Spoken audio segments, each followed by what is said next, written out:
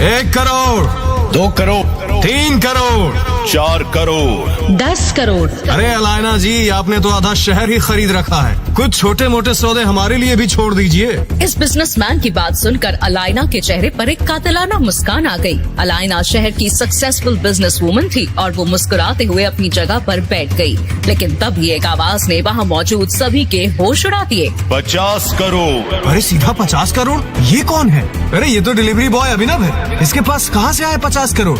देखो, इसे कोई पहचान न पाए, इसीलिए सज धज के कोट पैंट पहन के आया है। अरे हाँ, 2 दिन पहले ये मेरी ऑफिस पे लंच डिलीवर करने आया था। अरे हमारी कोई इज्जत नहीं है क्या? ऐसे ही कोई ऐरा गहरा इतनी बड़ी नीलामी में कैसे आ गया? वहीं अभिनव चुपचाप अपनी जगह पर बैठा हुआ इन सब की बातें सुन रहा था कि तभी एक और आदमी तेज आवाज में बोल पड़ा। अरे अनाउंसर भाई, इसके पास 50 करोड़ तो क्या 50 रुपए भी नहीं होंगे। आप ये नीलामी बंद करो। अलायना जी को ये विदेशी इम्पोर्टेड कालीन दे दो। नहीं भाई रुको, अगर इस फटीचर डिलीवरी बॉय के पास 50 करोड़ नहीं है तो मैं अलायना जी की बोली को चैलेंज करता हूँ। इस कालीन के 11 करोड़ देने के लिए मैं तैयार हूँ। जैसे ही इस आदमी ने 11 करोड़ बोला तो अभिनव एक बार फिर से बोल पड़ा। 60 करोड़। अरे फटीचर डिलीवरी बॉय, तू पागल हो गया है क्या? कहाँ से लाएगा 60 करोड़? ये नीलामी है, बच्चों का खेल नहीं। यहाँ जो बोला जाता है वो देना भी पड़ता है। ये कहते हुए इस आदमी ने अभिनव को धक्का दे दिया, लेकिन अभिनव उस जगह पर इतनी दृढ़ता से खड़ा था कि इस धक्के से अभिनव को तो कुछ नहीं हुआ, लेकिन वो आदमी खुद अपनी जगह से 2 कदम पीछे चला गया। और फिर अगले ही पल अभिनव ने अपनी जेब से एक चेक बुक निकाली और उस पर 60 करोड़ अमाउंट डालकर साइन करने लगा। उसे ये चेक भरते हुए वहाँ पर मौजूद हर इंसान देख रहा था और सभी बहुत चक्के हो गए थे। अरे लगता है इस डिलीवरी बॉय ने अपने जेल जाने की पूरी तैयारी कर रखी है। देखो कैसे धड़ल्ले से चेक पर 60 करोड़ भर रहा है। अरे नीलामी वाले मैनेजर साहब, आप इसका बैंक चेक कर लेना। अभिनव ने चेक पर अमाउंट भरकर वहाँ मौजूद नीलामी करवा रहे बैंक के मैनेजर को दिया। एक बार को तो बैंक के मैनेजर को भी भरोसा नहीं हो रहा था कि आखिर 3 करोड़ की चीज को ये अभिनव जैसा डिलीवरी बॉय 60 करोड़ में क्यों खरीद रहा है, और क्या सच में इसके अकाउंट में 60 करोड़ हैं भी या नहीं। इस मैनेजर ने थोड़ी देर तक इस चेक की जांच पड़ताल की और ऑनलाइन जब उसने बैंक अकाउंट में बैलेंस देखा तो उसके होश ही उड़ गए थे। 800 करोड़। इसके बाद वो मैनेजर खड़ा हुआ और माइक पर अनाउंस करने लगा। ये नीलामी यहीं खत्म की जाती है और ये बेशकीमती कालीन 60 करोड़ रुपए में अभिनव जी को दी जाती है। जैसे ही मैनेजर ने माइक से ये अनाउंस किया तो वहाँ बैठे हुए सभी लोगों की आंखें फटी की फटी रह गईं।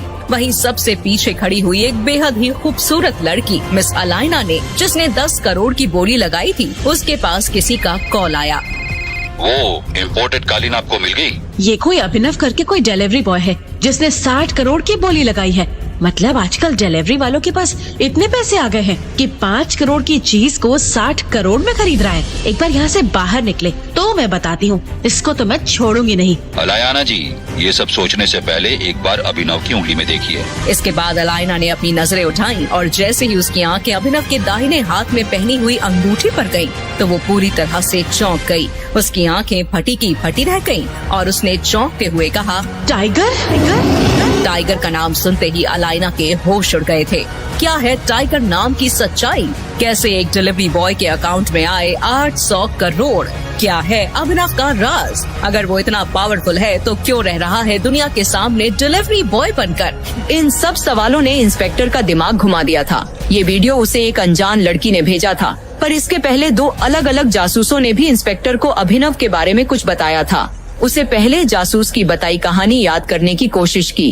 रुक जाओ, वो रेस्टोरेंट हम गरीबों के लिए नहीं है अभी, वहाँ सिर्फ अमीर लोग जाते हैं। एक बार मेरे कपड़े तो देखो, रोड पर कटोरा पकड़कर भीख मांगने वाली भिखारन लग रही हूँ। और जरा उस रेस्टोरेंट में खाना खाने वाले अमीरों को देखो, उनमें और हम में जमीन आसमान का फर्क है। नहीं वैभवी, तुम बहुत सुंदर लग रही हो। लेकिन अभी वो इस शहर का सबसे महंगा रेस्टोरेंट है, हमारी औकात वहाँ पानी पीने की भी नहीं है।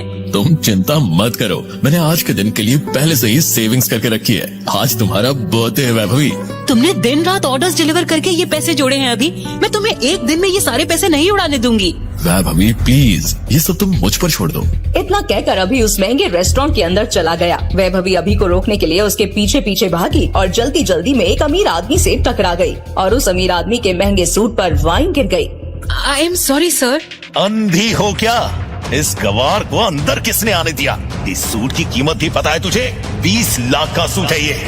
आई एम सॉरी, मुझसे गलती हो गई, मैं इस वक्त यहाँ से चली जाती हूँ। तुम्हें क्या लगता है मैं तुम्हें इतनी आसानी से यहाँ से जाने दूंगा? जब तक तुम मुझे 20 लाख रुपए नहीं दे देती, मैं तुम्हें कहीं नहीं जाने दूंगा।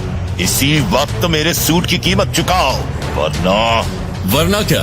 अचानक ही अभी वैभवी के पास वापस आया। उस अमीर आदमी ने अभी को गौर से देखते हुए कहा, वाह, एक और सड़क छाप गवार। इस रेस्टोरेंट का स्टैंडर्ड वाकई बहुत गिर चुका है। इसी वक्त मेरी गर्लफ्रेंड से माफी मांगो। मैं माफी मांगू? तुम जानते भी हो मैं कौन हूँ। वैभवी उस अमीर आदमी और अभी के बीच हो रहे झगड़े को देखकर बहुत घबरा गई। अभी इससे माफी मांग लेते हैं और चलते हैं यहाँ से। इस अमीर आदमी को मैंने टीवी पर देखा है, ये सिंघानिया इंडस्ट्रीज का। मेरी गर्लफ्रेंड से माफी मांगो, वरना आज के दिन के लिए तुम जिंदगी भर पछताओगे। अभी की बात सुनकर वो अमीर आदमी गुस्से से तिलमिला उठा। पूरा रेस्टोरेंट उसे देख रहा था। मैं इस शहर का सबसे बड़ा हीरा व्यापारी हूँ। अमीर से अमीर लोग, मंत्री संतरी सब मेरे पॉकेट में रहते हैं। मैं चाहूँ तो चुटकी बजाते ही तुम्हारा नामो निशान गायब कर सकता हूँ। और अगर चुटकी बजाते ही मैंने तुम्हारे पूरे बिजनेस का नामो निशान ये गायब कर दिया तो? जब तक वो आदमी अभी की बात समझ पाता, अभी ने अपना फोन निकाला और किसी को एक मैसेज भेजा। अगले ही पल उस अमीर आदमी को एक कॉल आया और उसके पैरों तले जमीन खिसक गई। बेटा, हम बर्बाद हो गए, हमारी कंपनी के शेयर्स गिर गए और हमें करोड़ों का नुकसान हो गया। What? ये कैसे हो सकता है पापा? कोई हमें बर्बाद करने की कोशिश कर रहा है। क्या तुमने किसी बड़े आदमी को नाराज किया है? अगर किया है तो इसी वक्त माफी मांग लो, नहीं तो कल तक हम सड़क पर आ जाएंगे। वो अमीर आदमी अभी की तरफ मुड़ा और बोला, तुमने कैसे किया ये सब? तुम आखिर हो कौन? आखिर कौन है अभी और क्या है उसकी असलियत? आखिर कैसे एक सड़क छाप ने उस अमीर आदमी का करोड़ों का एम्पायर मिनटों में गिरा दिया? इन सब सवालों का जवाब किसी को पता चलता उससे पहले ही अभी वहाँ से जा चुका था। और ये तो अभी से जुड़ा एक किस्सा था जो पुलिस इंस्पेक्टर को एक जासूस ने बताया था। पुलिस इंस्पेक्टर को कुछ नहीं समझ आ रहा था, क्योंकि एक दिन पहले एक दूसरे जासूस ने इस अभी उर्फ अभिनव के बारे में जो बताया था वो कुछ अलग ही कहानी थी। इस कबाड़ी को मेरा कुत्ता घास न डाले, मेरा बॉयफ्रेंड तो भूल ही जाओ। सुना नहीं क्या तूने नल्ले? निकल पतली गली से। वैभवी ने तुझे लात मारकर भगा दिया है। आज के बाद दोबारा इसके पास भटकने की भी मत सोचना। प्लीज वैभवी, हम साथ में घर बनाने वाले थे। मैं तो हमारे लिए पैसे जोड़ रहा था। झोपड़े को घर नहीं कहते अभिनव, जाओ यहाँ से। अभिनव की गर्लफ्रेंड वैभवी ने अभिनव की आंखों के सामने उसके गले लग गई। अभिनव का सीना दर्द के मारे फटा जा रहा था। अभिनव वहाँ से रोते हुए बाहर निकला और शराब की एक पूरी बोतल पी गया।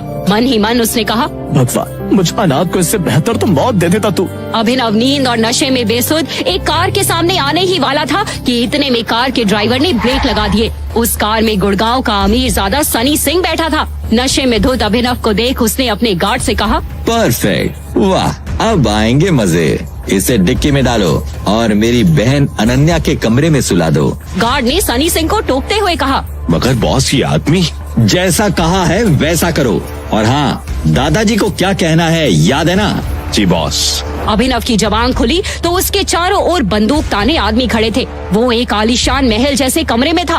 उसके बगल में एक कोमल लड़की बैठकर रो रही थी। सामने 6 फीट लंबे चौड़े आदमी ने अभिनव को गुस्से में देखते हुए कहा, ये तुम्हारी पसंद अनन्या? अनन्या ने रोते हुए जवाब दिया, दादाजी मेरा यकीन मानिए, मैं नहीं जानती इसे।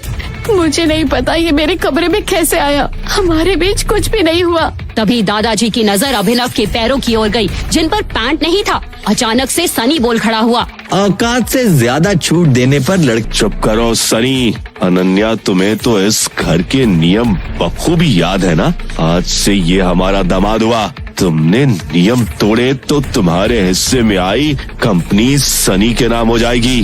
हाथों हाथ जबरदस्ती अभिनव और अनन्या को कोर्ट रजिस्ट्रार के सामने पेश करा शादी करवा दी गई। अभिनव एक मामूली डिलीवरी बॉय था। सर पर तनी बंदूक के सामने वो कुछ बोलने की हालत में नहीं था। शादी होते ही दादाजी ने अपने गार्ड से कहा, मारो इसे और शाम को इसे अकरम की पार्टी में लेकर आना।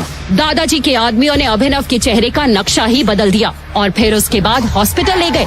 अभिनव की जिंदगी में 24 घंटे में जितना हुआ था उतना उसकी पूरी जिंदगी में नहीं हुआ था। मजाक तो देखो, अकरम की पार्टी में पहुंचते ही अभिनव को वैभवी दिख गई। तुम्हारी शक्ल का कीमा भरता किसने बना दिया? यहाँ कुछ डिलीवरी देने आए हो क्या? वैसे इतनी लेविश पार्टी में तुम्हें देख मुझे उल्टी आ रही है। वैभवी अपने मुंह से कुछ और आग उगलती उससे पहले ही अभिनव के पीछे से एक लड़की आई और उस कहा, बेबी तुम्हें दादाजी बुला रहे हैं। वो लड़की कोई और नहीं अनन्या थी। अनन्या का इतना स्वीट जेस्चर देख अभिनव शॉक्ड हो चुका था। उसे अपने कानों पर भरोसा नहीं हो रहा था। वो कुछ सवाल करता उससे पहले ही अनन्या धीरे से बोली, मेरी मजबूरी थी, ज्यादा कूदने की जरूरत नहीं है। मेरी कंपनी के इन्वेस्टर हैं। इस पार्टी में उन्हें हमारी शादी का पता है। अभिनव अनन्या से हाथ छुड़ाकर दूर जाने को हुआ। इतने में सामने से 2 इन्वेस्टर्स आ गए। अभिनव ने जब हाथ मिलाने को आगे बढ़ाया तो एक इन्वेस्टर अभिनव के हाथ में पहनी हरा पन्ना लगे सोने की अंगूठी देख वहीं रुक गया और बोला, ये नहीं हो सकता, इट्स इम्पॉसिबल।